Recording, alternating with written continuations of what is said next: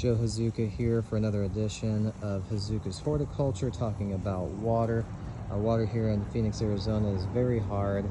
When you measure TDS units, total dissolvable solids, we're over 600. For anyone who doesn't know what that shit means, it means our water sucks. There's a lot of salinity to it. It's treated significantly. My father works for the water treatment plant. He says after treatment it's safe to drink. I don't believe him because it tastes awful. So he's lost all credibility. Right now I've cut off water to my yard about 2 weeks ago because I'm trying to save water in every chance I get.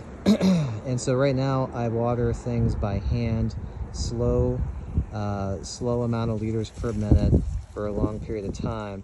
And when I do water the apple and the peaches, I water those maybe once every 2 weeks at this point because we're into fall.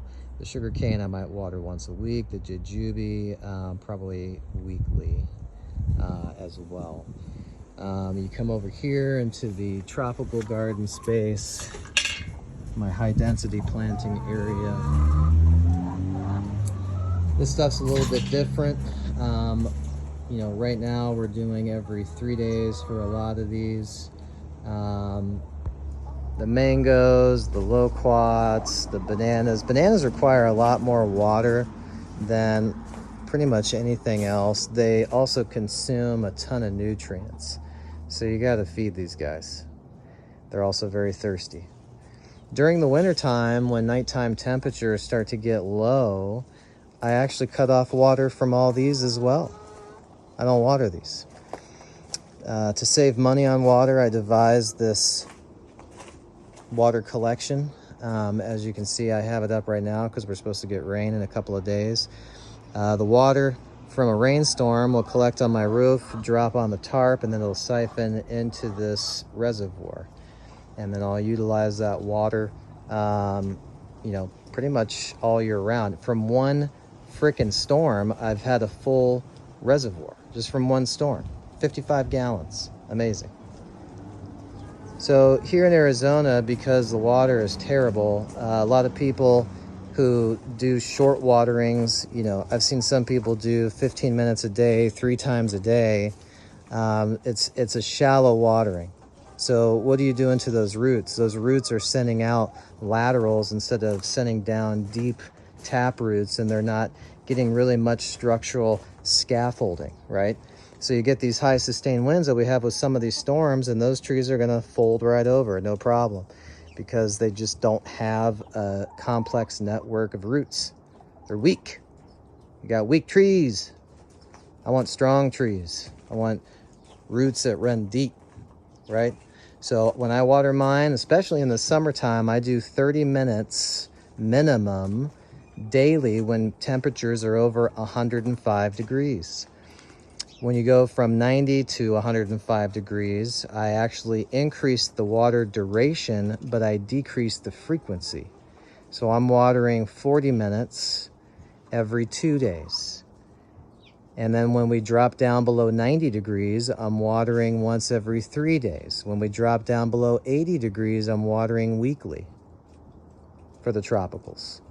Now, when our nighttime temperatures get down into the 40s and 30s, a lot of this stuff just wants to be left alone. It goes into a dormancy phase. Don't touch me, don't water me.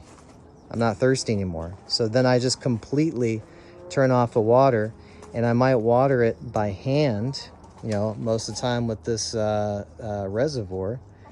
And I'll do that maybe once a month, you know, nothing crazy. It's simple stuff. When it comes to the salinity in our water too, when you do those, when you water too frequently and not enough, you'll see a lot of the trees around here will end up with those salt rings. You don't see that in my yard. You won't see that anywhere in my yard. It's because I water deep. Now, that being said, I still flush out my soil with that rainwater collection basin, or I'll use RO water. You can get those 5-gallon Sparkle RO water jugs for pretty cheap, and you know, you can flush out the beds. because what'll happen over time is that you'll get all the treated water starts to accumulate in your ground, and if you don't have rain for a long period of time, then I would just flush it out. You know, luckily we get rain. Well, typically this year we didn't get much rain at all, but last year we had a ton of monsoons and I didn't have to do that at all. So it just really depends. And think about your trees, think about where they're from, think about how much water they want.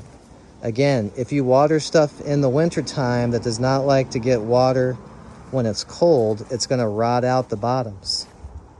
These deciduous trees, like I said, I'll water those once a month. I'll water those once a month in the winter. Here, when it's over 105 degrees, they get probably water every 3 to 5 days. So that's just a quick excerpt on water. If you live in an area that doesn't have as harsh a water as us, it'll be slightly different. But again, I would prefer deeper waterings over shallow. And if you're in an area that gets too much water and you want to bring in a tree that likes arid conditions, well, you're going to have to rethink that. Could you plant that tree under a large shade tree so it doesn't get as much water when it rains? And then therefore you could possibly have a more arid tree in a wetter environment? It's possible. I've seen it. You can do it. You just got to do a little research.